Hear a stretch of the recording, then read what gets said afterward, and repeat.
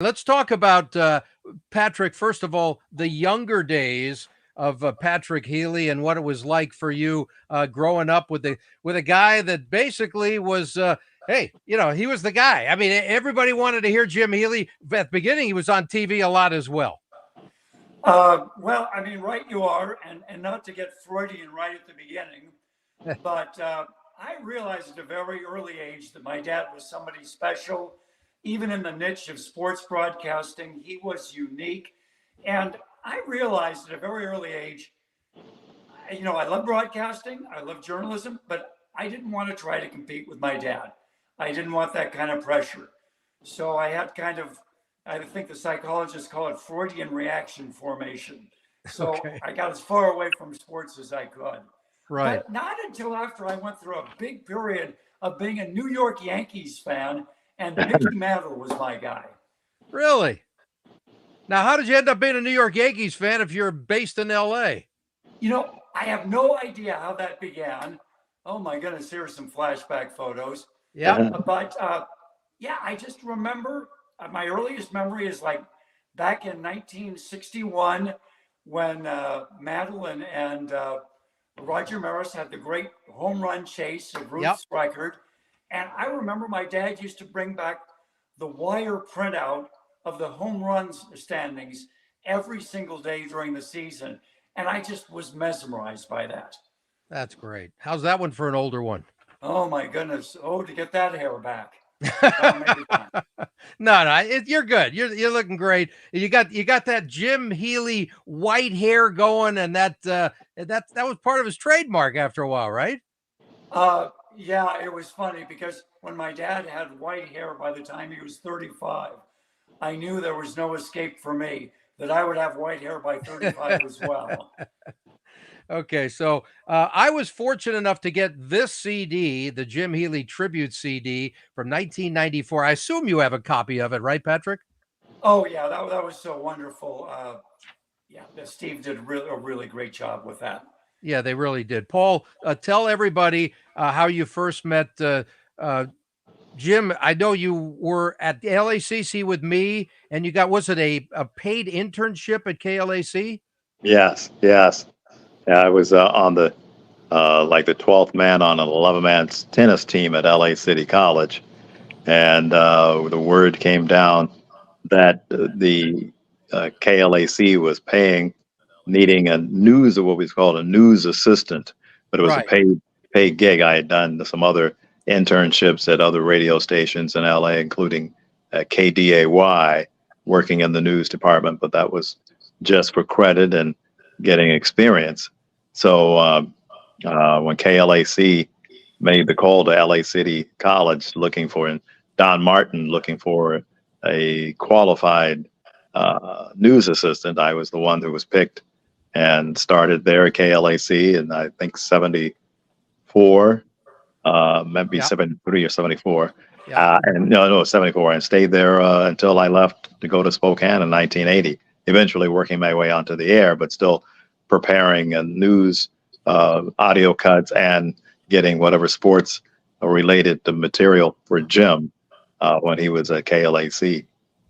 And I first met Jim through you at KLAC when you invited me inside the station. We were always excited in those days. We were in the radio TV department at LA City College. So to go to a real radio station in those days was a kick. And KLAC was great over on Wilshire Boulevard. How many hundred times did Patrick Healy end up there? Because I know you worked there as an auto racing reporter.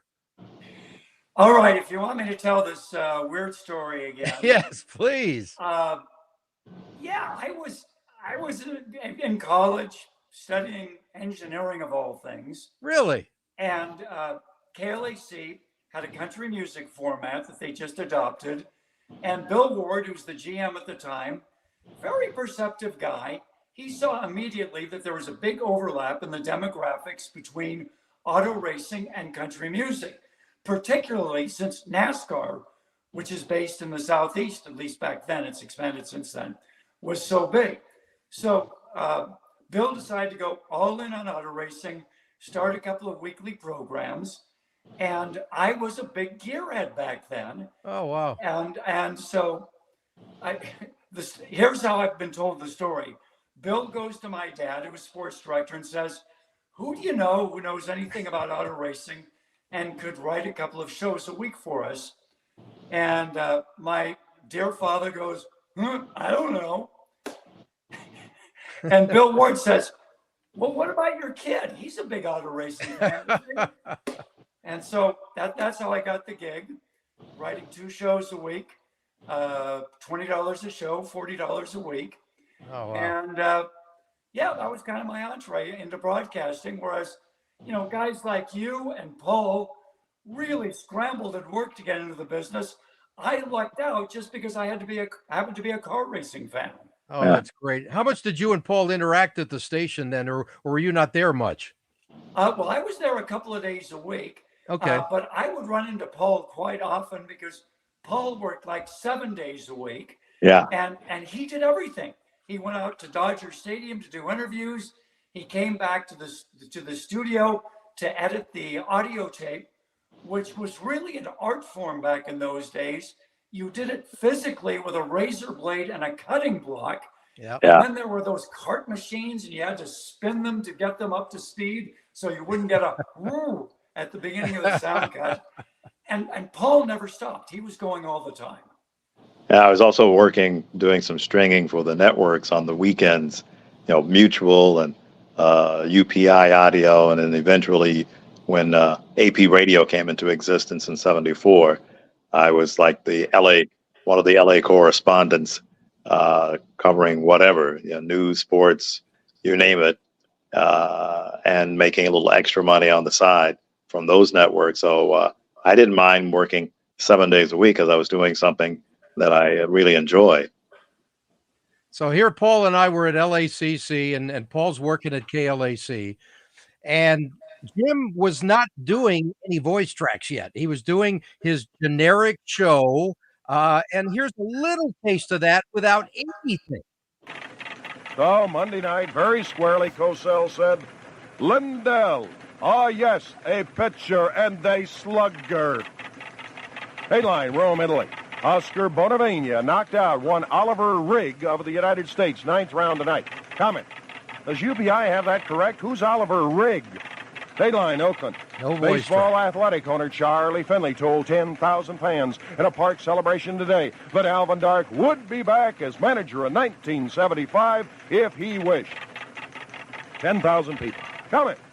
Sure, and Charlie told about 50 million people on national television last year that Dick Williams was free to go to the New York Yankees. You remember how that turned out. That's Jim without any voice tracks at all. Not late 1974. Before we go to there, during 1974, sometime, whenever it was, Paul's working there, and I thought I wanted to use a man falling downstairs. That's the sound. It was a sound effect on an album amongst like several hundred albums. I couldn't find it.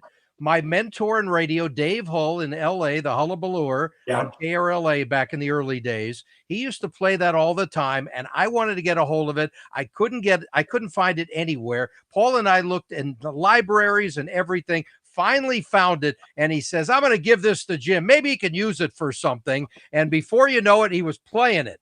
Headline, Los Angeles, follow-up flashback riot. There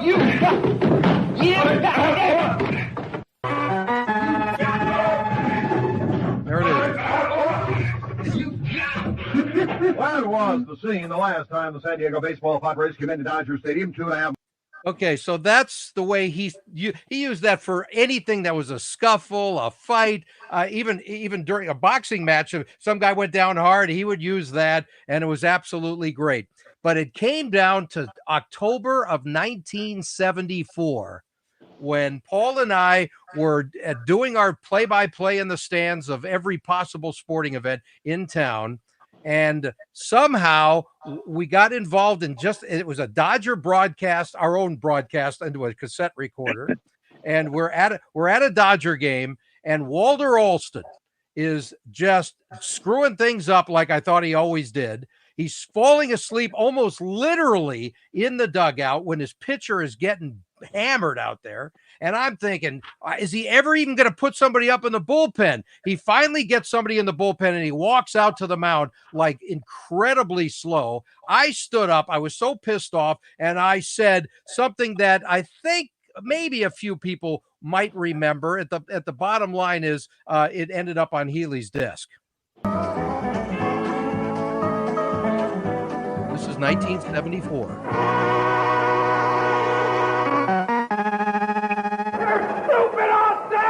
Those were the actual words of an irked LA Dodger fan. You're stupid, Alston. But I think the fan was in the meager minority. No way the Dodgers can blame their World Series hold-up on manager Walter Alston, no matter what the angry fans scream. You're stupid, Alston! How do you do? I'm Jim Healy on KLAC Los Angeles, brought to you by your Southern California Datsun dealer. Now he uses it Dateline, LA International Airport. Vignette of irony. This is the end of his 15-minute show. show. 11 last night, about 11:15.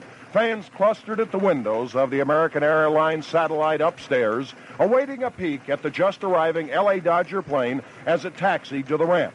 A television set in the satellite to help pass the time was turned on to a dramatic program. The set itself, not 5 yards from where the Dodger players would soon troop by. Tagline. Name of the TV program airing at that precise moment? Mission Impossible. He is not. And that's the sports picture. The complete sports story right up to the moment, brought to you by your Southern California Datsun dealer. The country station. Comedy Auto Centers. By Gabriel Shock Absorbers. Look for the white demonstration cabinet at your favorite service station. If you don't see it, ask for Gabriel for the shocking difference. Jim Healy, good night. You're stupid, Austin! All right, get that guy out of here. He won't turn loose. He'll keep reminding them for a week they lost. All right, so who was that, guys? Who's the DJ there? I don't recognize the voice. Okay, I think he might have been one of the subs. Oh, okay. Yeah. So how did I find that tape? Here I was last night looking all over for the damn thing. I had no idea where it was. This is one of several boxes full of cassettes. I had to show this so people have a clue. By the way, anybody under the age of 50, this is a cassette, right? And look at cassettes. that. Cassettes actually are making a big comeback these days. So more and more young people are finding out what cassettes are and buying cassette. The stores are starting to stock cassette players again. Unbelievable. So it's making a comeback.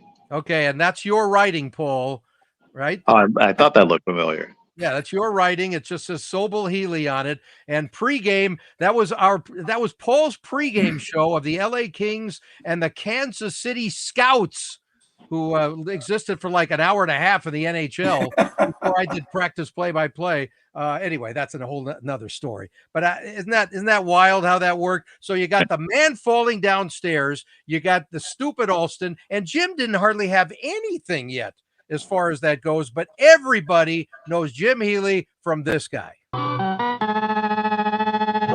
If it cues up and plays for me, God, Jim's going to be all over me at this. LA Dodger manager Tom Lasorda with a pretty good summation of the past week. Returning home after a 10-3 road trip a week from today, ready to make its move on Atlanta and San Diego, Lasorda saw his team win only 3 of 7 games in Dodger Stadium, fall an horrendous 8 games off the lead. Hang on. All Lasorda needed was for that New York sports columnist known as The Nose to rip him again, like the last time Tommy was floating on air after a strong Dodger road showing. I'm happy, I'm grateful, I'm proud, I'm the happiest son of a in the world.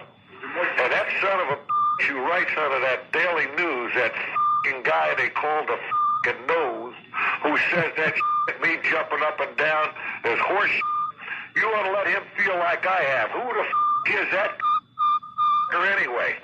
Some guy that writes with a New York Daily News called the Nose. He says Lasorda jumping up and down. That's the way I feel when my team wins. And if I want to jump up and down when my team wins, and if I want to hug my players when they do good, I'm going to do it. I don't give a what the Nose says. Oh, shut up. How do you do? I'm Jim Healy on KLAC Los Angeles, brought to you by Dodson. Dateline, Los Angeles, full power department. UPI story today refers to the famous Tom Lasorda. What's my opinion of Kingman's performance tape? I think it was Yes, that's the one. Hang on. The lead to the UPI story says, 3 years ago, Los Angeles Dodger manager Tom Lasorda exploded with a string of obscenities when asked his opinion of Dave Kingman 3 years ago. Correction. Well, actually, it was 4 years ago, this past May 14, but what the hey? How could you ask me a question like that? What is my opinion of his performance? He hit 3 home runs. I'm going to lose the game. This is radio, and you ask me folks. my opinion of his performance.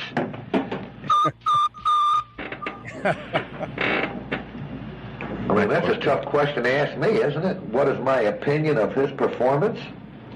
Yes, it is. I asked it, and you gave me an answer. Well, I didn't give you a good answer because I'm mad, but I mean... That wasn't a good question. That's a tough question to ask me right now. What is my opinion of his performance? I mean, you want me to tell you what my opinion of his performance is? You just did. That's right. And of course, Choreographed. Paul, we'll talk a little bit about that. But in the meantime, Olden's not just known for that. Here's a few of the things that Paul gave to Jim to use. What's your opinion of Kingman's performance? What's my opinion of Kingman's performance? Yeah. Okay, so all of those came from Paul Olden, and somewhere maybe in those days you would have had literally the tape cutter and the whole thing, right, and the splicing stuff. Well, those most of those wild cuts actually came from people we were interviewing for news purposes, and they would say, I'd ask a question, and the guy said, "Yeah," but I at that time it kind of trained my ear to listen for quick, odd sound bites that Jim could fit into his show. Right. So whether it's it's a bunch of bull from farmers driving their tractors to the White House to complain about the subsidies, to somebody saying "ooh wee" when reacting to something else that had nothing to do with sports, but that was a great short, right to the point, and something that can be slipped in real fast, repeatedly. Okay. Patrick, your memories of this starting out, you probably thought your dad had lost it, like Leonard Coates. Well, where do I begin with this? First of all, I want to commend Paul for enduring this, which he has lived a lifetime while he's moved on to create a wonderful career for himself. Yes. But thank you, Paul, for indulging us. Well, luckily I could do all that in anonymity, so no one knew I was, except for the Lasorda tape. No one knew I was responsible. And then again, he never really, other than the first night he used it, he didn't say, and reporter Paul Olden provided this tape. He didn't mention my name very often, so my hands were clean in that regard, except for the insiders who knew what was going on. Right. All right, so before I answer Ted's question, though, I've got to ask Paul a question. Lasorda knew who asked the question. How did you relate to Lasorda afterwards? Pretty much as I always did. Cordially, we got along quite well. There's a photo that John Suhu, the Dodgers team photographer, took a couple of years later at Shea Stadium. Me and Lasorda standing there, smiling, shaking hands.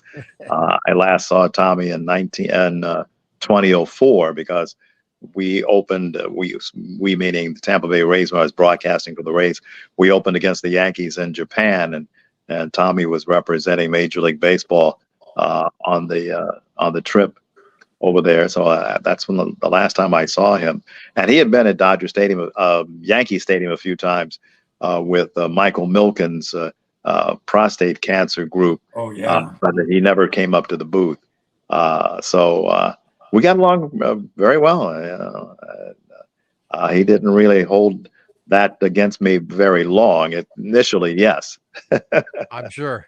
Well, I'm sure. I've got a quick sort of story along those veins before I Yeah. finally By the way, answer this Patrick, question. can you tell that story in front of our special guest, our surprise guest, who's going to join us right now?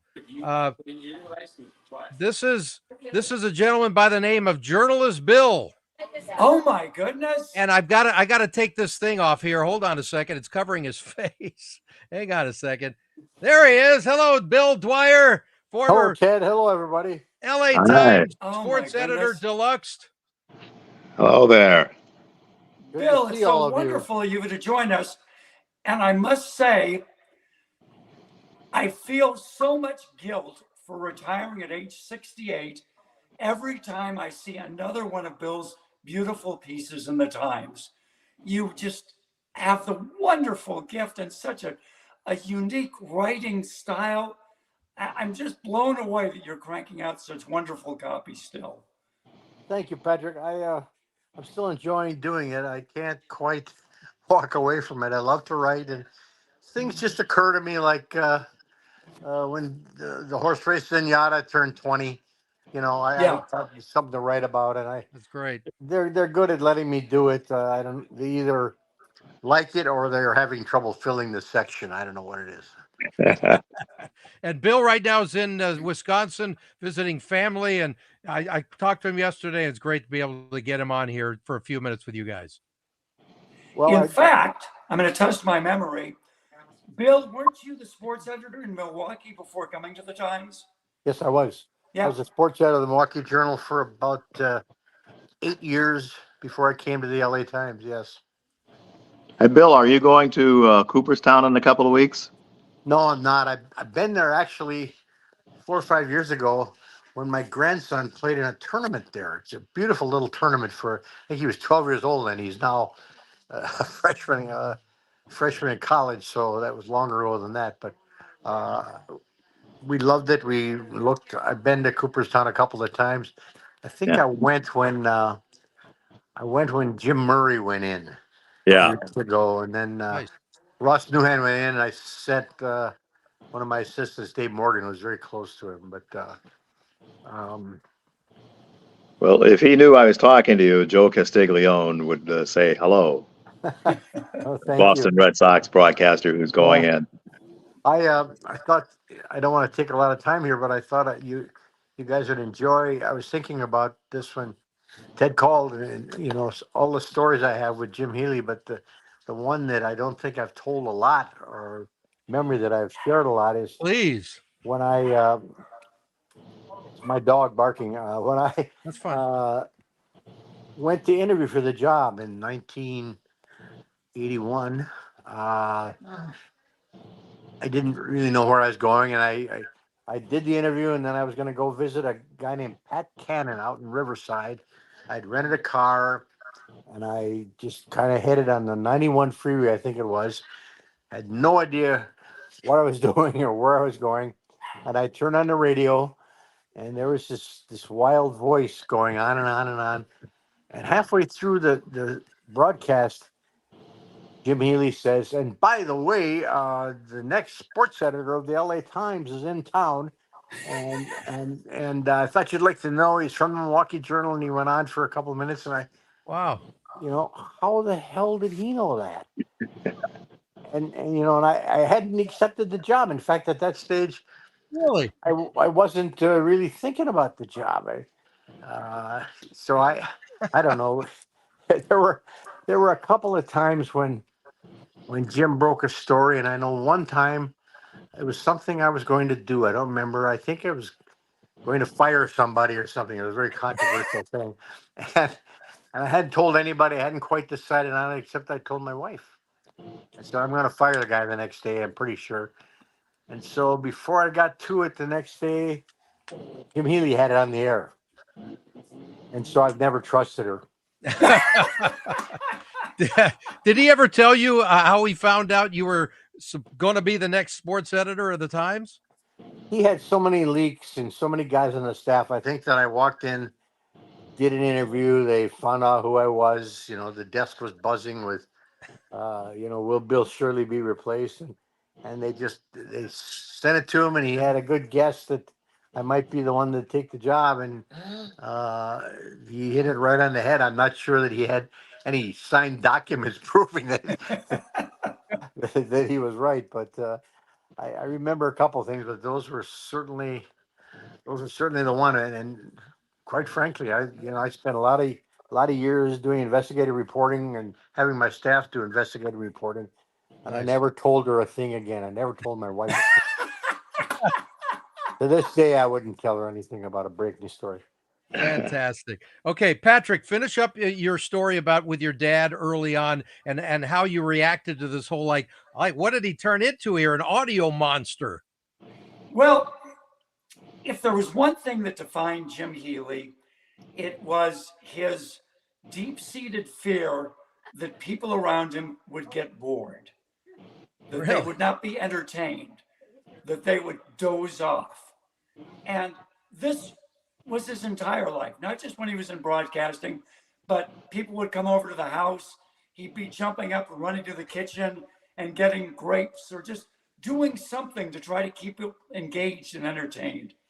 So, thanks so much to Bill for the kind words about, Dad was a really great reporter. He knew how to make contacts. He knew how to get inside information. He knew there were things that beat reporters couldn't write about, but that they would leak to my dad. He was lucky in his career that he met a bunch of people who went on to be in very powerful positions. He and Pete Rozelle became friends at the LA Rams in the early 1950s. Yeah. And Rozelle remained a great source for decades. Buzzy Bavasi in baseball, so many others were. So he was a legitimate reporter, but at the same time, he didn't want people to get bored. Well, we weren't. Flashback even farther, the clacker. We've heard the clacker sound effect, the old teletype machine. He borrowed that from Walter Winchell, who was the iconic, if somewhat odd, broadcaster of the 1940s. And so it was only a natural progression as cart technology made it easier to instantaneously play audio clips, short audio clips on the air, that he would start doing that more and more. And it was just serendipity that Paul came along during that era, and you came along at that same era as well. And Paul just had this simpatico with what my dad was looking for. And, it was a relatively brief period in Paul's career. He moved on to incredible things afterwards. But during that period, he was my dad's eyes and ears and came up with these great audio clips. I always wonder, too, what it would have been like, Paul, if you weren't there. And, you sort of fed things into his ear and he loved it, right? Yeah. Oh, yeah. I had rare access to Jim's office in terms of I had a special knock because he always kept the door closed because I think he was somewhat fearful of people coming after him, maybe sneaking into the station and trying to do him harm for the things he said on the air. Another invention that came along right at the right time was what is described in radio as a 10 spot. It's a machine that you're able to load in 10 cartridges at one time and have total control in the studio. That wasn't always in existence. And so when the 10 spot came around, he could load all those sound effects into one machine and have each one numbered on his script. So he could press the right button for the right, and occasionally he pressed the wrong one and made a joke of it on the air. Even funnier, right? Yeah. Oh yeah. It was very funny. He had a way of bouncing off of his mistakes and making them entertaining as well. Yeah, exactly. And we're going to play one of those mistakes in a minute. I got another guest here coming up, but we got to play this first for people who are not familiar with all of these voice tracks. Let's just play a bunch of them at once. Yeah. A wonderful. I don't think that's funny. Georgia. I don't give a shit about the fans. I forgot more about this game than all you people combined are ever going to know. It's only radio. It's so simple. Coach Malabasi? Yeah, I did. Say what? Oh, mercy, nurse. I love those guys. Thank you, Jim. You know, Jim Rav It's going to be another ball burner. Yoy and double yoy. kind of knocked his eyeballs a little goofy a little bit. She is a lovely lady, and my apologies to her. Look, it's a wacky business. Who cares? Blow it out. What's your opinion of Kingman's performance? What's my opinion of Kingman's performance? I thought it was brilliant. Oh, shut up. Did the Japanese go and sit down and have dinner with Pearl Harbor before they bombed them? Okay. The Bavacqua. I've always been fair with writers. I can't believe it. We got to get off the air. That is so much crap. Right. Leonard Toews has lost it. Goldberg would love to do it. The San Antonio River goes right through the heart of downtown Los Angeles. Is he stupid? Camp Anderson's a f***ing guy. Bad team, man. No fooling, it's a dandy. Now, is that enough? Just a few voice tracks there. It's unbelievable. I am going to bring on another guy here, and he's going to hear something that I think is going to sound incredibly familiar to him. But some of you guys might know this guy from overnight radio, Ben Maller, Fox Sports Radio. Wow. And a huge Jim Healy fan. And I think he would be a lifeguard in a car wash if it wasn't for Jim Healy right now. Hello, Ben. Hey, Ben. We can't hear you. We can't hear you. You must have your look at this, a radio guy who actually has He's a new job at and he this. can't Yeah, turn he's the new at damn mic radio. on. It's totally embarrassing. You The can't biggest think- microphone you're ever going to see. That's right. Nope, still don't hear Still you. muted. Still don't hear you. You're muted. So we'll get back to you in a minute. In the meantime, That's unbelievable. Great. I love that. Unbelievable. I want to play the first show open when Jim Healy was at KMPC. This is it. And you talk about mistakes. This is classic. That was the reaction of Tom Lasorda after his first ever Caribbean cruise during the holidays. He loved it, which figured you know how Lasorda likes to eat, and they never give you a breather on those cruise ships. Right. Hang on. You can start, in fact, at 6 in the morning with sweet rolls, juice, and coffee. Then the big breakfast at 8. At 10 a.m., the hamburger, hot dog, salad bar opens. Noon to 1:30, Lasorda attacked his the regular huge luncheon menu. Final take. 4 in the afternoon is tea time when they gorge you on ships with exotic pastries. Then a 7:30 to 9 p.m. dinner orgy. That's right out of the Roman days of excess. And finally, a massive midnight buffet spread that runs half the length of the ship. Boy, you talk about Lasorda being in hog heaven. Postscript. One night, in fact, at the midnight buffet, a wealthy New York society woman recognized the Dodger manager. She said, "Pardon me, but aren't you Thomas Lasorda, the famous baseball figure?" Lasorda looked up from his piled high plate and said,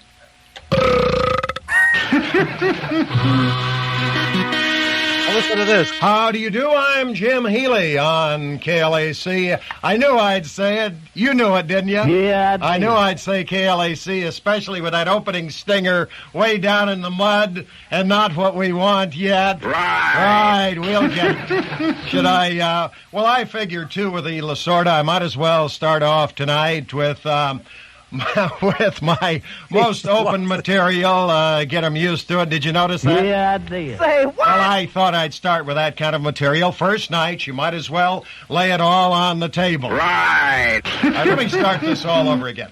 How do you do? I'm Jim Healy on KMPC. Laws, would you believe I planned this whole thing? Oh, that's a bunch of Yeah, I think it is.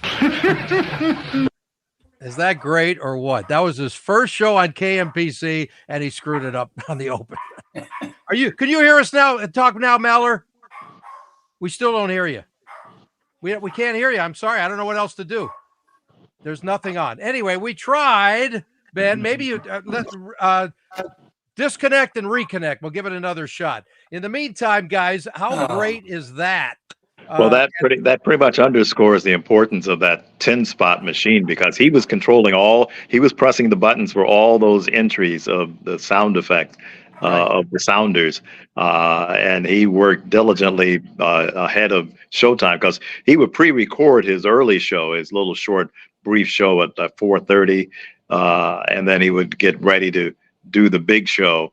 But he was always making sure his sound effects were in the right order, and made sure that all the engineers were on top of their game. So if he said at the last minute, change spot 2 to spot 6 and put spot 6 to spot 2, they had better be ready to jump. So he was right on top of his show. And I believe that Bill Ward was the guy in charge of making sure he got the new equipment when it happened, the timing there. Do you remember that at all, either Paul or Patrick? Well, Bill was the GM at KLAC, and then he moved over to KMPC and hired Jim. Right. But I think he didn't, that equipment didn't exist yet until Bill made sure he got it. It was brand new and said, this is perfect for this guy. Yeah, that's the old problem. The new equipment, things always unexpectedly happen. But yeah, that was a big shift. That was early 90s, as I recall, when KMPC launched the great experiment of 24-hour sports. Yep. It didn't last long, but it was a noble effort. Gene Autry, of course, owned KMPC. The Incredible Entertainer also owned the Angels. Yep. And I don't think Gene would have been too happy with how that opening went. I don't think so either. I was there at the All Sports from day one, not till the end. That's a whole different story altogether. But Mr. Maller is back. We're going to give him one last shot, and then we're going to say something. Here's your intro. Who goofed? I've got to know. We got to get off the air. That is so much crap. Right. Anyway, are you talking? We can't hear you, Ben. Something's wrong. Sorry, we gave it our best shot. You gotta learn how to deal with digital radio. Ben Maller, he has no idea what he's doing, and tonight he's going to talk to himself in front of his national audience when his microphone is turned off. That's going to be a fun 3 hours right there. Hey, we got to get off the air, Ben. You're out of here. Goodbye. Nice talking to you. Anyway, so any other stories, Bill Dwyre, before we let you go? And we're gonna do some more reminiscing with Patrick here on the life and times of the most popular and best known LA radio sportscaster ever, his dad, Jim Healy. I got one, Ted.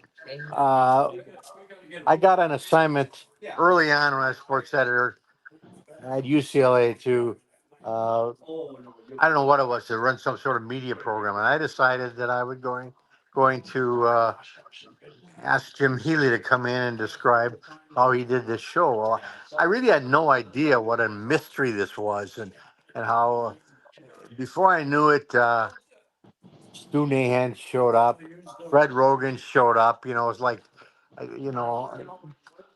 producers from NBC in New York, they all want to know how he did this show, and it was just fascinating. And they showed up early, and they said, he's pretty private, and I don't think he's going to show up. And he showed up, and he dazzled them. I'll never forget that. Oh, I'm sure. I'm sure. But, one of my favorite stories in my professional career was regarding Mr. Healy. I'm working at All Sports KMPC, right? We're there for, I don't know, maybe sometime during the first year. We lasted a couple of years. So during the first year, I'm sitting in the studio. I'm all alone, and I'm writing and doing whatever I'm doing. And here comes Jim, and he comes walking. I rarely saw him ever, because when he was at work, that door was closed. You didn't even know he was there. He might have been walking out of some back door. I never saw him walk into his office. It's like, I don't know how he got there. He was like bewitched, just boom. He was in there. He's in the office. So one day he comes walking out, and he says, "Hey, Ted, I got a question for you." I said, "Okay." I was in shock that he came out and talked to me. So literally, I was really surprised. He says, "What do you think of this?" And I don't remember what it was. And I was so flattered, because that doesn't happen. He didn't come out. I mean, he wrote his own stuff. So I will never, ever forget that he actually trusted my judgment on whatever the hell it was. It's not even important, right? So then certain weeks, months go by, whatever it was, he comes out and he does it again. And there's somebody else sitting there in the studio. Most of the time, there's just only a couple of us there during the day, whoever's on the air, and some engineers and a few producers, right? And then the rest are salespeople down the hall. So he asked me again, "What do you think of this?" and whatever it was. And he walks out and he says, thanks. We talked for a couple of minutes. And the guy sitting there, I don't remember who it was. He's sitting there. He goes, what? Jim Healy asked you what you think about what he's writing? And that doesn't happen. And I said, yeah, that is unbelievably flattering. And I swear to you, to this day, that's one of the special minutes of my life that your dad, Patrick, did that. And it's like, wow, he trusted me with anything. It was a real cool thing. And bottom line was, I think Jim enjoyed that format over there because it fit his lead in, right, to whatever he was doing there on his show. It was all sports. And I think his ratings were ridiculously good.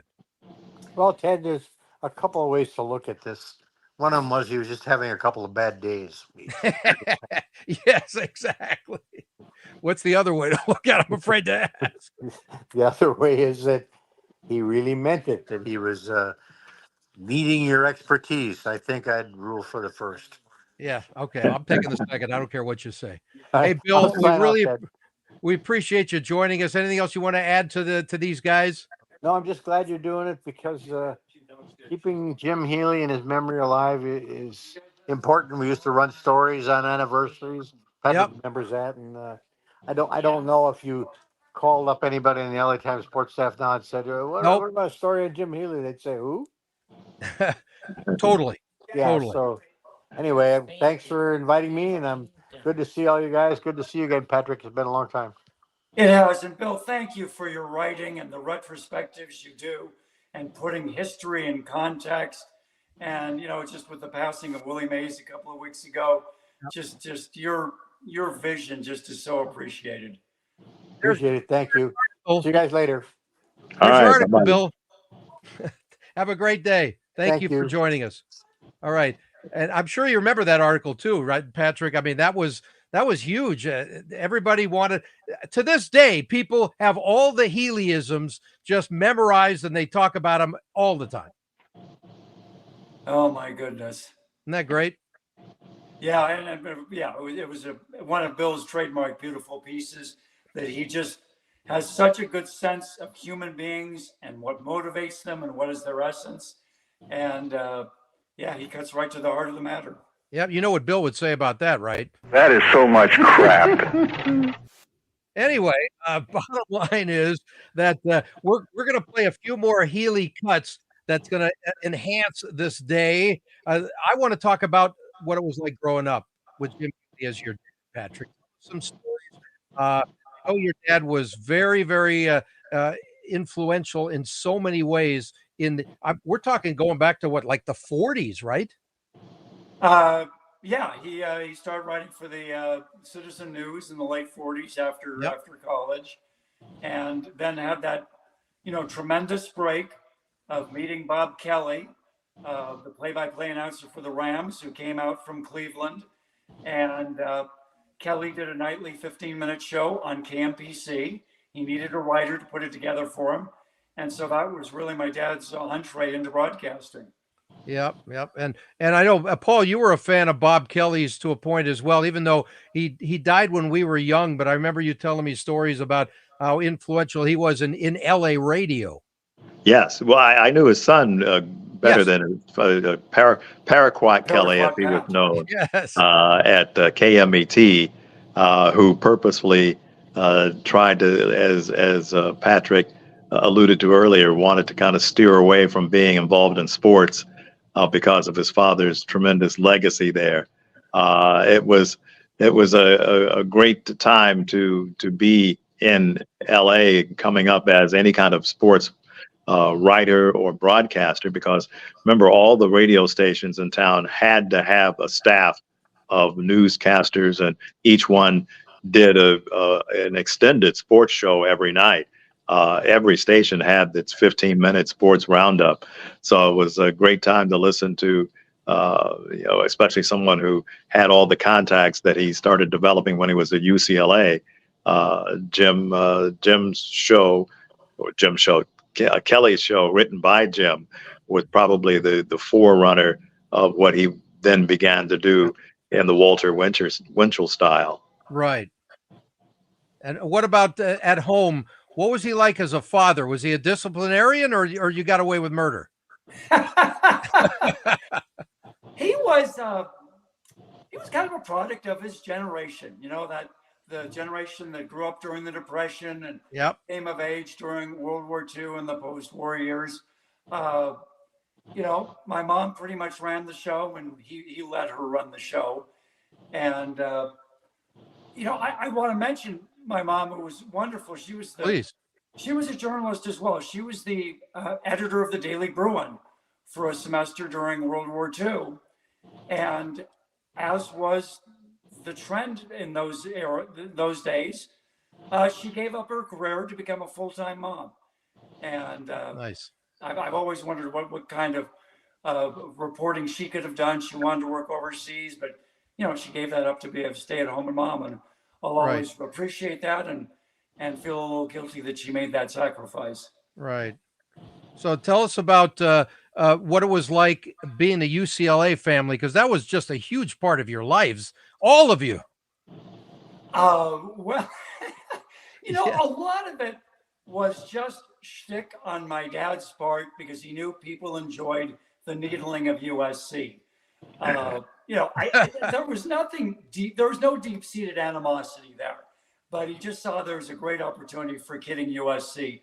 I ended up at UCLA, basically just because it was easy and convenient. And my high school had a program where I could go over during my senior year and take one class at UCLA. And at the end of the year, they said, "You want to stay?" And I said, "Sure." So, I never really made an effort to find another school. I just ended up where both my folks had gone. But, one story that sticks out of my childhood, the big advantage of being Jim Healy's son was the 1963 World Series, Dodgers and Yankees. Dodgers, swept it in 4 games. And my dad got me tickets to go see the 2 home games at Dodger Stadium, the Saturday and Sunday games. I was there Saturday. And both were amazing games. Drysdale pitching that shutout on Saturday to win game 3, 1-0, an amazing game. And for 25 points, who knows who the losing pitcher was that day for the Yankees? If we talk about game 3? Game 3. It was Jim Bouton. Oh my goodness, you are amazing. I wrote a whole chapter on that game in my book. Because Drysdale was my guy. Yep. And then Koufax beat Whitey Ford again for game 4. But here's the point of the story. I was, as I mentioned earlier at that point, an incredible New York Yankees fan. Right. Mickey Mantle was my guy. I even loved his knees. And my dad said, "Okay, son, here's the deal. Your seat is in the Dodgers wives section. You are going to be surrounded by Dodgers wives. Whatever you do, you're not allowed to cheer for the Yankees." So I spent all day Saturday and Sunday loving the games, but sitting on my hands and silently cursing out the Dodgers for crushing my beloved Yankees. Oh, wow. And that was a special game because that last out ended up against the right field fence. Ron Fairley caught the fly ball. And our buddy, Paul and I's buddy, Al Downing, was sitting in the bullpen for the Yankees right behind the gate thinking, I don't think this thing's going to make it. And it didn't. And I ran to the car. We beat the traffic. We got the hell out of there. I think a lot of us when we were young in Los Angeles became Yankees fans simply because the only movies that we saw on TV were Yankee related. And of course, some like Channel 9 would play the same movie 7 days a week at 7:00 at night. The $1 Million Theater, I think it was called, but it was the same movie. But there were all the Yankees were always, Babe Ruth story and Mickey Mantle, safe at home with Whitey Ford, when they snuck into the dugout, or the kids snuck into the dugout. But it was always the Yankees were winning, and they always showed the supremacy of the Yankees in those movies. So I think we naturally became attracted to being associated with a winning team, and that was the Yankees. Okay, speaking of the Babe, come on. This is the greatest picture I've never seen. Jim Healy and Babe effing Ruth. What's the story behind this that you know of, Patrick?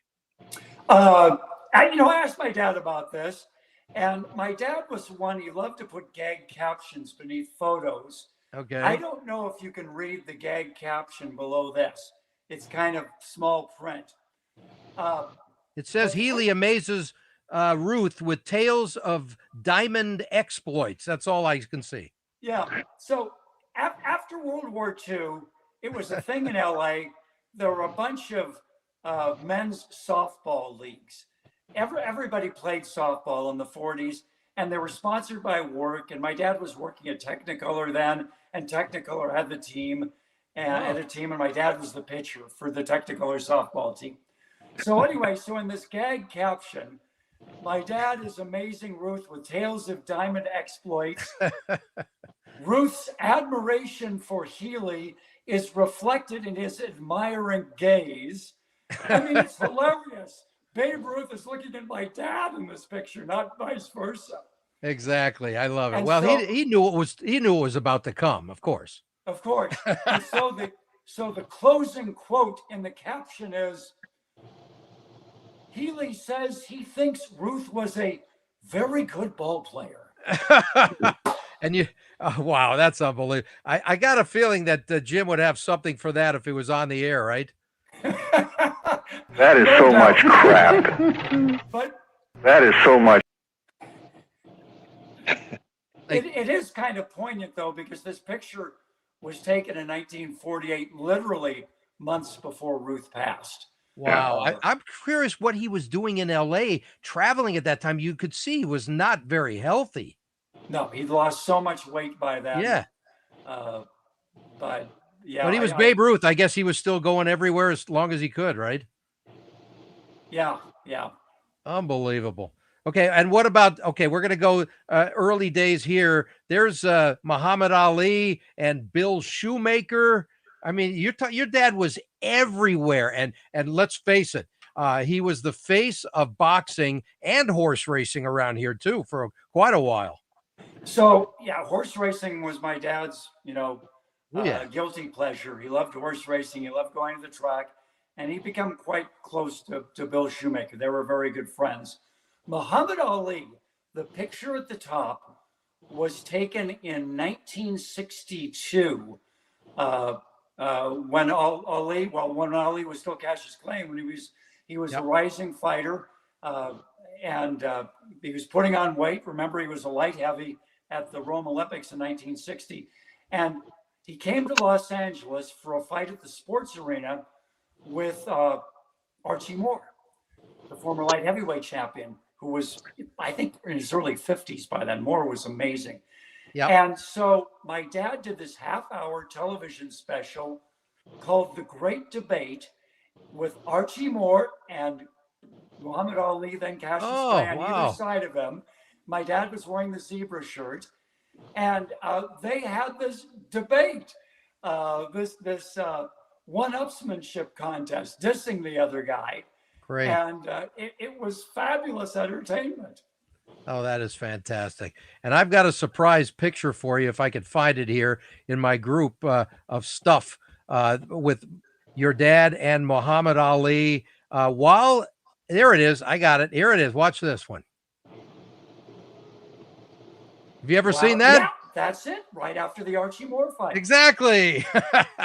I put that little collage together for you so you could see your dad interviewing Cassius Clay at the start, and then there's the poster that, or maybe that's the program, I think, actually, for that event. Isn't that great? Oh, that's amazing. I haven't seen that picture before. Thank you for finding that, Ted. Yeah, that's a screenshot from a video that I was able to clean up and then add the little program to that, and it worked out pretty good. You could see him great, and your dad's totally into it there. Look at Ali. He can't stop talking, as always. Unbelievable. Okay, and what about, again, early days? Your dad played softball, I guess, as long as he could, right? Yeah, back in those days, people didn't stay athletic for very long when they started working. But he played for a few years, and of course, it became fodder for one of the profiles that was done about him. I remember the line. Some say that Healy was a great softball pitcher and at bat, Yes. and that he later brought that underhanded delivery with him into broadcasting. Yeah. That's the weirdest swing I think I've ever seen in my life, by the way. He's no Shohei Ohtani. He was. No, I would love to get all over him for this one. I don't know what the hell he that couldn't is. hit home runs. That's incredible. And then here's a picture right here of is that your dad and his sister? Yeah, exactly. Yeah, my cousin Joanne. Okay. 1929 in Spokane, and they had relatives across the state line in Coeur d'Alene. They used to go up and visit every summer. Yeah, and Paul, didn't you go to visit Jim when he was up there a couple of times when you were living in Spokane? Yes. Yeah. Well, actually, no, not when I was living there, but long after I was living in Spokane. But I did go visit him a couple of times in Coeur d'Alene, which was nice that he, felt that I was worthy of being invited, because he didn't.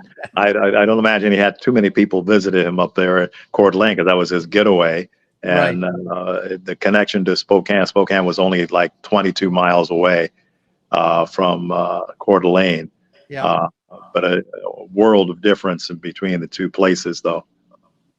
Oh yeah. Do we have time for a quick Spokane story? Yeah. That involves you see this collage that you made for us, Patrick? What do you see from some of these pictures? Yes, please. Go for it. Quick We had a little glitch. collage. Go ahead. Yep.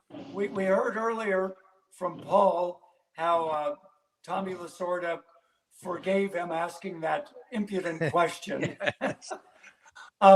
So my dad is flying up to Spokane, Coeur d'Alene. He used to visit the area a lot in his later years. He had a vacation home there, and he loved to go visit. He's at LAX waiting to get on the flight. And who does he run into at the terminal but Tommy Lasorda? Oh, wow. And it turns out Lasorda is also flying to Spokane. Okay. And I don't know if my dad's first impulse was to go run and hide and hope that Tommy didn't see him. But Tommy walks right up. And, Lasorda really was an amazing guy on so many levels. And sticks out his hand. Hi, Jim. How are you doing? Great to see you. And where are you sitting? And my dad, who is somewhat penurious, admits that he's sitting in coach. And Tommy says, hey, I've got a first-class seat. The seat next to me is empty. I've got frequent flyer miles. You're coming and sitting with me in first class. So he and Tommy flew to Spokane together, trading stories all the way up. Oh, wow. How would you like to have been sitting there with those guys on that flight? It was amazing. And Tommy never once threw a punch. It was amazing. Okay, well, I think it's time to cue up something from Lasorda on that one. Headline, New York City Humor Department.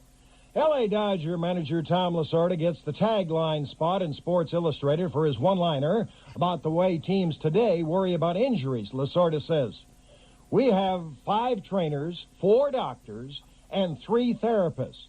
Heck, when I broke in, we had 1 trainer with a bottle of alcohol, and by the 7th inning, he drunk that. Hey, a comedian's job is tough. This job is not that easy. There it is. How's that? Tommy and Jim together there. It was funny on that same Spokane trip that he flew up with Lasorda. Yeah. He was doing this presentation for the local Chamber of Commerce and one of the local clubs in Coeur d'Alene. And he brought along all his tapes to play during his presentation, not just the on-air version, but the unexpurgated versions. Oh, okay. The raw versions. Right. And for once, my dad kind of misjudged his audience because it was a somewhat conservative, sedate group, and they were totally shocked at the language. Their ears were turning purple, and it did not go over well, suffice it to say. That's hilarious. We're going to give Ben Maller one last shot, and then if this doesn't work, Well, I'm going to give him several I want shots. to hear from Ben. I really Come want on, to hear it's from working. Ben. Hey, we can hear him. There he is. Yeah, there it You is. talk about chicken shit. I know, man. Who goofed? I've got to know. Listen, You get what you pay for, don't you, baby? I know. I won't take long. I know you guys have been at this a while, so Yeah, that's all right. Yeah, you got 12 seconds is what you got. No, Patrick, I want you to tell Patrick what his dad meant to you. Yeah, Patrick, either I should thank you or I should punch you, because my career is really because of your dad. I, as a kid growing up in Southern California, my mom ran a mailing service, and so she'd pick us up from school, and she'd drag us around to deliveries and stuff. And she knew I liked sports, and so it was always like the highlight of the afternoon, stuck in traffic in LA, was to hear the Jim That is Healy. so much crap. Yeah.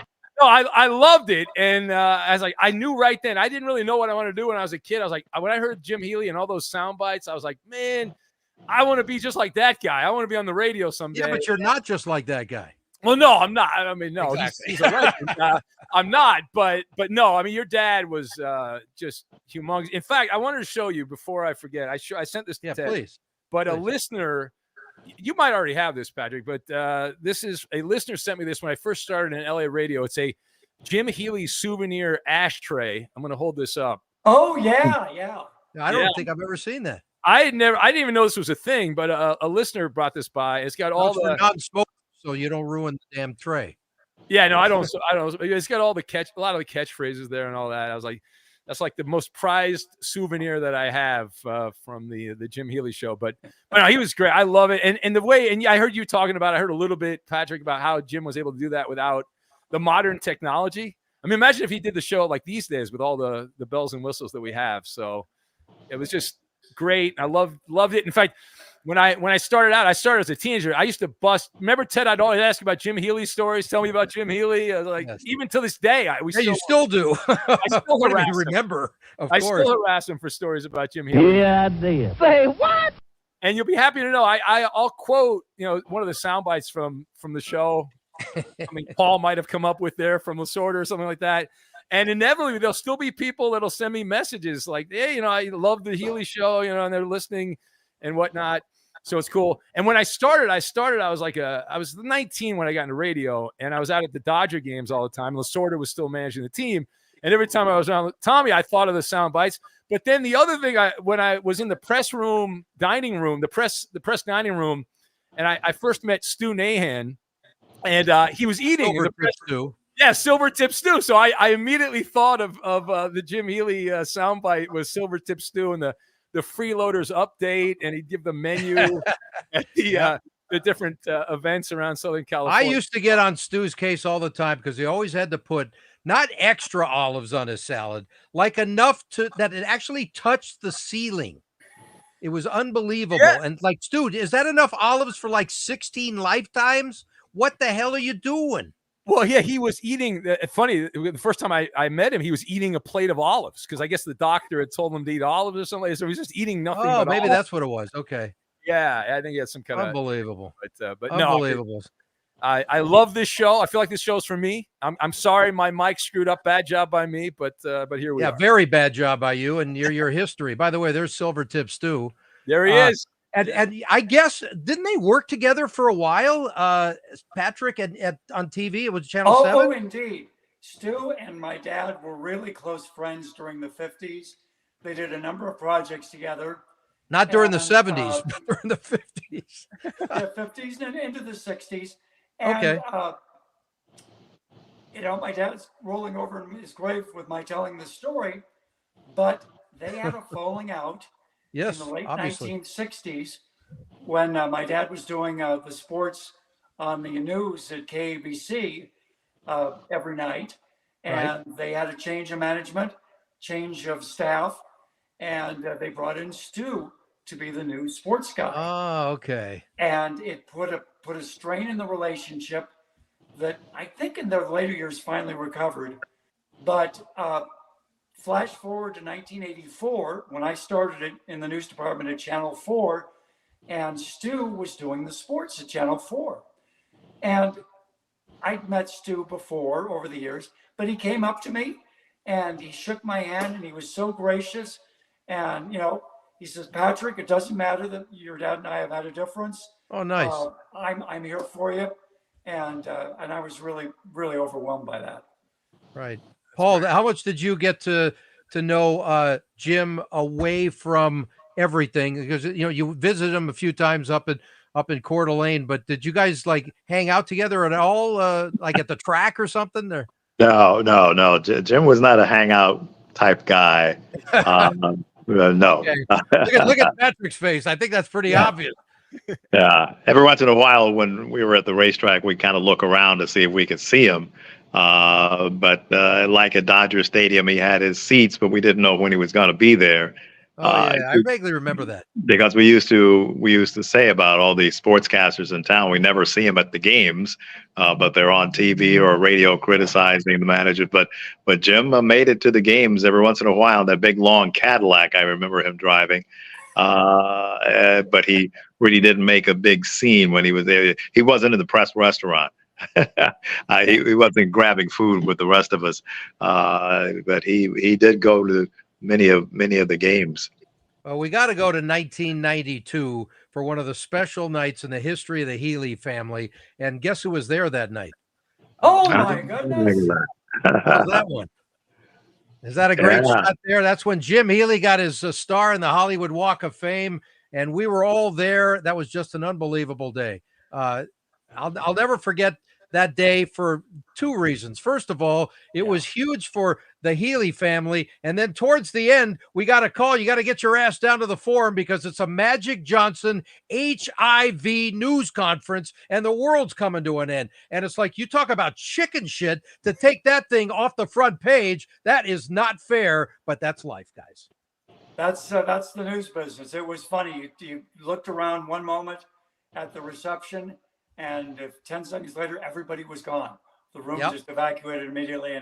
And I had to leave. I was working that day. I remember we were desperate for getting quotes. I ended up tracking down Al Davis, of all people. Wrong sport, but I got him at the Raiders training camp down, I think it was El Segundo on those days, just to get comments from people about it. And here's a picture that you sent me a couple of years ago. It's you, me, and Paul eating away, and I should be playing the burp right now before your dad's ceremonies. And I have no idea who would have taken this picture. Do you? I think Ben probably took the picture. That's a good spread, though. Look at the food there, Ted. There's good food there. It was very good, actually, if I remember correctly.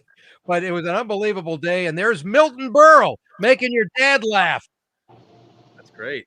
Isn't that classic? I got some. I'll just share a bunch of the pictures from that day. Oh, hold on a second there. There's more pictures to be had. Okay, this is my favorite picture. There's Al Davis. Yeah.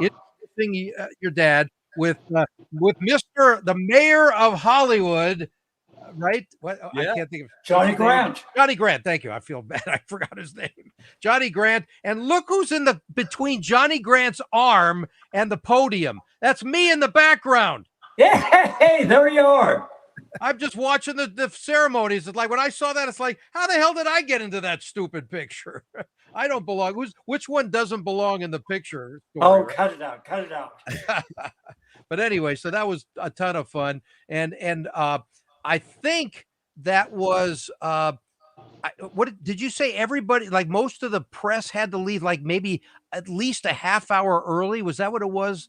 I can't recall the timing of it for the Magic Johnson Newser. I just remember this was back in the day when people carried pagers, pre-cell phone era. Yes. And everybody's pager went off at the same time. And 10 seconds later, they were running out to find phones to find out what was going on. And nobody came back to the room.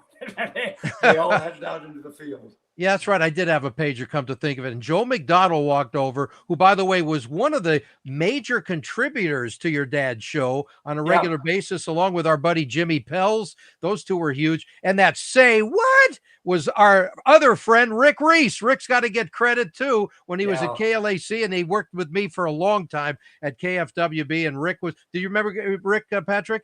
Oh, of course. Yeah. So this is a great picture right here of the Healy family with Gene Autry in front of the star. And I mean, to this day, you ever walk down the street and say, I got to go back there? As my kids were growing up, that was one of the stops, you've got to go see the Walk of Fame, see Grandpa Jimmy Starr. Oh, nice. Because he passed before both my daughters. Oh, were that's born. too bad. So they have to see the star. Yep, absolutely. And Maller, any other quick thoughts on the Jim Healy show and what it meant to your life, which has basically ruined your life? Yeah. It's cursed me with overnight. But no, I just love your dad, Patrick, and his show, and all the sound Paul and you, Ted, you guys came up with for the show. It was great. And I actually met Les Grobstein before he passed. He's the guy that recorded the famous Chicago Cub manager, Lee Elia, which that's the first time I heard it was on your dad's show, which I think is like unbelievable. I mean, it's amazing that rant by Lee Elia. That's like 4,000 bleeps in that one. Yeah, about the Cub fans. 85% of the world's exactly. working. 15% come out here, but no, it was great. And sometimes I'll follow onto YouTube. There's some old shows of your dad, and I'll listen to some of the old classic shows and whatnot. So, but great job. I love the show. All right, thanks. Now I got to tell you, get the hell off the air. Thanks, all right, man. get out of here. I gotta go. All right, do your show. His show is on 11 to 2 Pacific time, PM overnight. 3, Ted. 3 11 to 3. You and the drunks are up all night doing absolutely nothing. Number 1 with alcoholics. They love me. Yes. Yeah, exactly. You get what you pay for. See you, Ben. Thanks. Take care, guys. Hey, Ben. That's Ben Maller. That was fun. Hey, let's talk about after the show. After the ceremony in Hollywood, okay? That was 92. A couple of years left at KMPC All Sports before Gene Autry sold everything off, right? Do you recall what your dad talked about in those days? Because I know he got sick towards the end, but I don't remember the timing of it. I wasn't there the last several months. Well, here's the story that hasn't been told. Okay. My dad was very, very sick already by November 7, 1992. Really? When he got the star. Oh, and wow. In fact, there was somewhat of an urgency among his friends to grease the skids with the Hollywood Chamber of Commerce to make that ceremony happen, because there was some question how much longer he was going to live at that point. Oh, I had no idea. Never heard He'd that. already dealt with a series of cancers, and the one that got him, at the risk of being too much information, but colon cancer that metastasized to the liver, was already well along in November of 1992. What amazed me is that my dad so loved doing that show, so loved that milieu, that he didn't want to quit. He kept on working. And so he was not really all that focused on, he was disappointed that things weren't working out at KMPC. Like so many of us, he had hoped that grand experiment would be a big success and usher in a new era. Yep. But you all did very well going in different paths. Sure. And we adjust. But, he didn't come back from that cancer. And what astounds me to this day is that my dad, knowing his days were numbered, worked until he could not work anymore. He was so sick. He stopped working less than 2 months before he finally passed. Wow. And so I don't want to be maudlin, but no, you're not. It's always disappointed me that he never got a retirement. Yeah. He never got to enjoy just kicking back and not have to worry about making notes and what am I going to do on the next show. He didn't do that. He went straight from working to his dying days. And man, that was his era. That's the way people did it back in those days. Yep. And Paul, were you in town at the time? I don't recall. 92. I was in New York. I was already in New York with the Jets, but I was happy that I had attained a certain level of play-by-play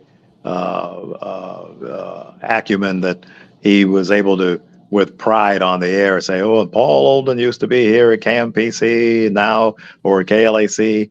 Now here he is, the voice of the Jets, or the voice of the Rams, or the voice of UCLA, especially the UCLA part."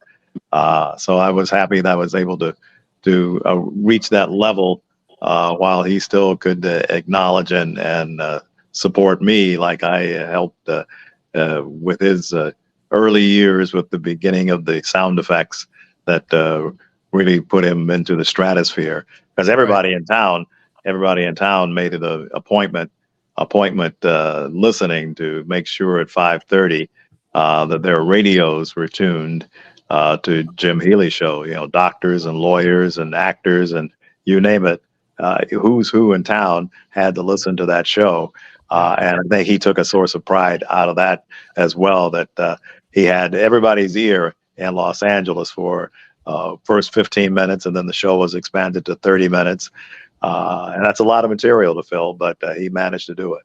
Yeah. You know, I always wonder, though, too, especially around 74, 75, when he was just starting to add all those sound effects. I mean, truly, what would have been like if he just had, like, he ended up with John Fells as his producer when he went to KMPC, but I don't think he knew John earlier, right? Who was doing his producing at the KLAC, or was it all Jim all the time? Well, since it was a 15-minute show, I think he did everything. Oh, that's true. Yeah, you're right. I forgot it was a short show. But, you know, Paul's being modest. He did so much of the work behind the scenes for my dad. And I remember. Paul, I must say, my dad took so much pride in your accomplishments. And he also took some credit for it. I'm not sure all of it was deserved, but he was so proud of what you were able to do. But yeah, it was a relatively simple show. My dad relied a lot on Paul getting the sound and preparing it for going on the air. And then that was back in the early days of what they called combo and radio, where there was no longer an engineer. The on-air talent ran his own audio board. And with that 10 spot that Paul was talking about, my dad loaded up his cards and he just would launch it, fire away, and start punching the cards. And I must say that, you know, when the show was expanded to 30 minutes, as Paul rightfully observed, that's a lot of airtime to fill. It really is. I mean, when I was working in TV news, I had to fill 4 minutes a day. And my dad was filling 30 minutes. And, you know, truth be told, he did use those sound effects as a hamburger helper. To try to fill out some of the airtime. It's Phil, but it's entertainment Phil, and changed everything. Yeah. And by the way, and hamburger helper tastes good too. You know, it works. Well, I'm glad you make it. It's not in my cupboard, but that's okay. Anyway, hey, I want you to know that the history of that crazy thing that I played for you a little earlier. Ted Sobel, it is. You didn't think I remembered his name, did you? Yeah, I did. Hey, Lion, say he's my idol, in fact, right? That is so much crap. Yeah, it's total crap. And what happened there was I was at KMPC and he was doing his normal show, and I came in after him for, I don't know, a handful of months, whatever, probably several months, right? He went up to 6 o'clock at the dreaded 6 o'clock tone, which was usually 6:02, 6:03, 6:05 by the time he got done, right? And then he was in a hurry, and he said, you know, he was going to cue Sports Flash with Ted Sobel coming up next, and then whoever was coming on after me, and he couldn't remember my name. It was because he was late. He couldn't think of my name, and then it was all this, and then he was embarrassed, and then he basically, you know, then he just said, Ted Sobel, it is. You didn't think I remembered his name, did you? Yeah, I did. Wrong. Okay, so that's the origin of that one, and they saved it for me, and that's why I still have that. Anyway, great stories, guys. Unbelievable. I'm going to go down. I have a few segments that I do now on this show, and because we're running really long, and people are going to have to watch this in 3 parts because it's going to be an hour and a half, but I have a thing called Pet Peeves. Okay, I want to know your pet peeve. I don't care if it's personal or what. It doesn't really matter to me. But I was listening to tapes of Jim trying to take stuff out, and I can't believe I found this. Everybody has pet peeve phrases. Mine is student athletes. Student athletes. That's the buzz phrase we hear today about collegiate athletes. A good percentage of them are actually out-and-out meatheads. Well, that's a bunch of bull. All right, how about chowderheads? Okay, so there's your dad contributed to this show very, very nicely. I love it. So okay, so Patrick, what's your pet peeve, personally or professionally? You must have a few. Oh my goodness! Now you're catching me off the cuff on That's why I like doing that. It's more fun that way. Can I defer to Paul? Yeah, Paul's going to go first. And by the way, so here's the logo here. Stop petting my peeves. All right. So Paul, I know you have 400 of them.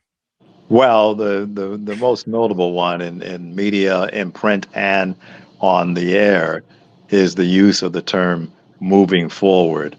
It's a redundant cliche that just will not die, unfortunately. And whenever I got to the point now when I'm watching videos on YouTube, if I hear anyone say, or watching television, if I hear anyone say "moving forward," click, I turn the channel. I no longer watch them anymore if they don't realize that they're using a redundant cliche and thinking that it's somehow moving. It's a way to keep the conversation going or tell somebody that they're thinking of. It's like saying tomorrow is Tuesday. Moving forward. Yes.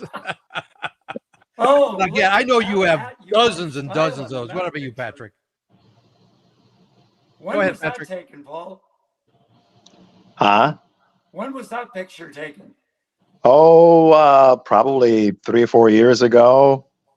I think that was right after an Old Timers Day because I had a jacket on and I was doing the play-by-play of the Old Timers games at Yankee Stadium, which we no longer have. The players have decided they don't want to play games anymore.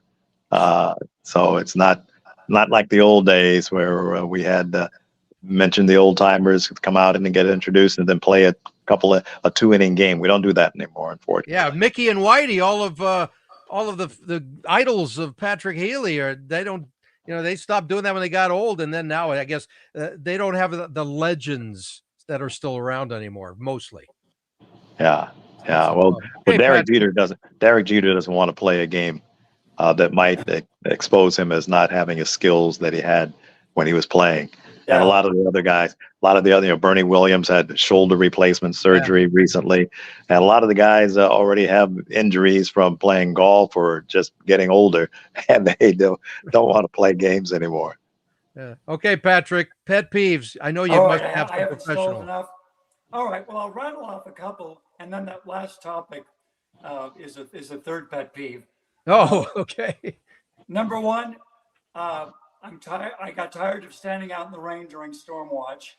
I'm glad I will never have to do that again. Probably my most significant broadcasting pet peeve is frustration at how car chases have hijacked newscasts for decades now. Right. And I wish there was some way of stopping that. And then third pet peeve. They're so much fun to watch, though. They put them on YouTube now. Oh, yeah. The Southern California, there's a YouTube channel that shows the Southern California car chases. I can't tell you how many times I was standing out on the street, as in this photograph, waiting to go on the air, listening to the car chase in my IFB earpiece, and wondering if the car chase would end before the end of the newscast. Exactly. And so many times it never did. Yeah, and the sports people go nuts too. It's like, I think I'm going to be preempted, but I'm not sure, and they're just standing around waiting, right? Yep. Yeah, poor Fred. Oh, it will wipe out entire newscasts if the car chase began at 11:05 and went to 11:30. Well, time for the Tonight Show now. Yep. Well, it's better than poor Fred got bumped so many times at 11. Oh, I'm sure. And then final pet peeve, if I'm allowed one more. Oh, you're allowed 10 more if you got them. And well, we were talking a second ago about the modern successful athletes. They don't want to show up for old timers games, and it's a bigger issue than that. I don't begrudge anybody for getting every penny they can. Every penny that they can earn, they are entitled to. But, and perhaps I sound like a crotchety old man, but it just bothers me that money has taken over sports, and to me, it's not as much fun. It's not games anymore. It's too much of a business, too much risk of injury. Two athletes are just too isolated from the world of everyday human beings. When I was growing up, athletes, they play their season and then they go sell insurance in the off season or do something that connected them with the real world. And, it hasn't been that way in 50 years, but that's my pet peeve. Yeah. Did you Well, each remember- athlete has their own web presence now. They don't need the media to get their points across. Yeah, everybody can self-publish, and there's no need for the filter anymore. Yeah, it's absolutely true. Are you aware, guys, that I assume Patrick's aware that your father was at my station very, very early on at KFWB, but he left because the format sucked for what he did. But I love this ad here for his show. Is it true? KFWB 98. Yep, that was in 1968, I believe. Okay. And when they turned to all news. It was right before, the adoption of the all news format. Yep. Do you remember him talking about it at all? It's like, I don't belong here. Oh, yeah, it was very unsatisfying for him because he would do, sports headlines. He'd have 45 seconds twice an hour and couldn't do his shtick. And, it was a time filler for him until a better offer came along, and it did with KLAC. Right. Okay, so let's wrap this up. It's 30 years since you lost your father, and it's hard to believe this month is 30 years, right? July 22nd. You're right. Yep, Is the 30th. Yep. And I'm like we all lost our parents on this particular stage today.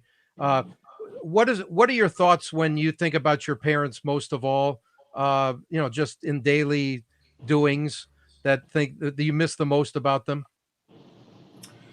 Well, I think it was their enthusiasm for life.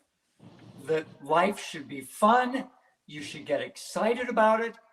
You should try to get the people around you engaged, and don't waste time. Right. And enjoy the gifts that you have. And I also take some satisfaction from the fact that, although much of what my dad did, when we look at it now, is very dated and reflected a much different worldview.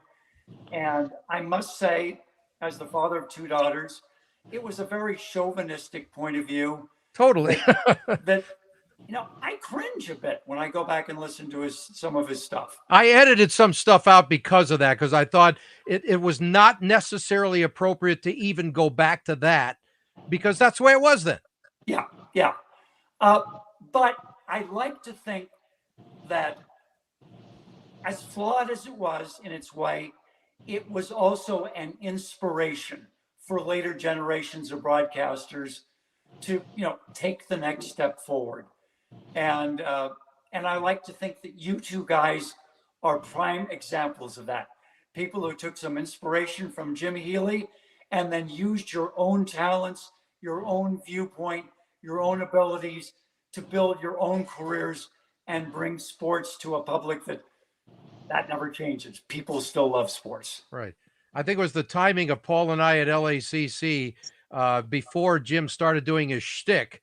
He was doing his show, but he wasn't doing the shtick with the sound stuff. And I used to practice a little of that because of my idol, Dave Holloway, I mentioned earlier. And it was so much fun to see that come to fruition with a professional guy. As me, I was just a schmuck student who's just goofing around. And it ended up on the air that way. It was like, oh, this is the way it's supposed to sound. It really was awesome. Paul, last thoughts here on the life and times of Jim Healy. Well, I just am glad that we had a chance to reminisce about not only the on the air Jim Healy, but the off the air Jim Healy, the kind of, because as we mentioned, he was a very private person, so not a lot of people got too many insights into what he was like away from the microphone. So thanks, Patrick, for providing those insights. And what little I added, I hope kind of fleshed out the picture of Jim Healy. And there's Jim. I love this picture because it's very, very obvious he's at Santa Anita in the background there. And where he would be always, but what he would be saying about the horse racing game right now, I don't even want to. Could you imagine if your dad was doing the show while all those horses were dying at the track? I don't even want to think what that show would have been like. He would be crushed by what happened to his sport. Yeah, absolutely crushed. And of course, remember in latter years there was a horse named Olden's Opinion at Santa Anita that actually won a race. Jeff Siegel was the good pal of your father's, of Jim Healy's. Again, another UCLA connection. Jeff is still at it in the horse racing game. But Olden's Opinion did win a race. Great to bring that up. I totally forgot about that one. I got to play one more then, guys. Last thing from Jim Healy on horse racing. The flag is up.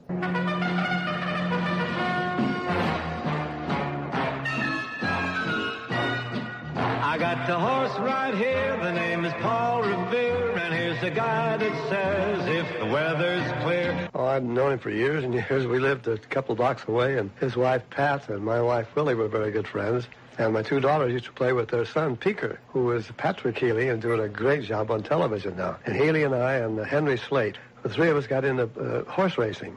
And we got these horses and we'd race them. They're claimers, you know. And I think we claimed them for £10 or something like that, real cheap. And one horse called Pink Coat won 3 times up in Tanforan. So now he brought him down to Santa Anita, going to race him. Because we weren't able to go into the winner's circle up there to receive a reward. So now before the race, I'm all dressed up, and so is Healy. And we're standing in the winner's circle waiting, and the horse runs a dead last. So that blew that thing. Big line, Arcadia. Horse named DeHare. DeHare left NBC TV with egg on its face during its recent Breeders' Cup telecast. DeHare was named for the LA Clippers' #1 draft choice, Terry DeHare, who isn't doing very much either. Right. You get to the point. Well, at the top of its Breeders' Cup telecast, NBC labeled DeHare as racing's next super horse. But in the race itself, DeHare looked very much like a colt who's nothing but a sprinter. Finished 8th as the heavy favorite. Say what? Finished 8th. In other words, DeHare ran like D. Tortoise. Jim Healy, you've got a weak shot. I thought it was brilliant. Is that great? That's Jim and horse racing, just the way it is. The final thing I want to mention that your mom must have had an unbelievable sense of humor, because on her tombstone, is it okay to show it? Or, I mean, you know, I just... Oh yeah. No, that's we discussed that for many years. There it is. Yeah. Is it true, Jim Healy and Pat Healy? Yes. I mean, that's unbelievable.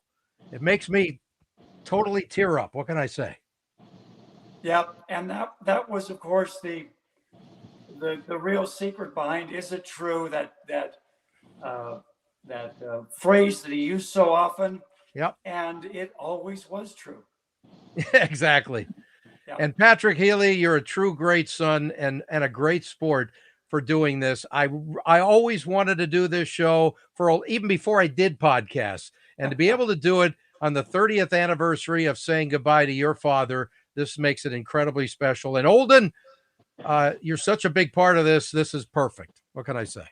Thank you. Glad to be a part of it. Patrick, good luck with your future endeavors. And hopefully we'll find a way to visit down the line.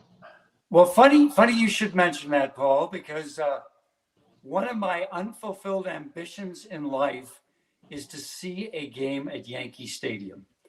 And so don't be surprised if the next time my wife and I are on the East Coast, you get a phone call. Paul, can you check to see if any tickets are available? Yeah, good luck with that, by the way.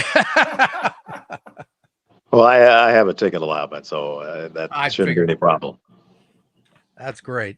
Guys, it was fantastic. A tribute to Jim Healy. I got one last thing to say. Jim Healy, good night. It was fantastic. Thanks for everything, guys. All right, bye-bye. Hope everybody enjoyed it. Thank you. Been so wonderful. Thank you so much. Thank you, Patrick. It was a very special time.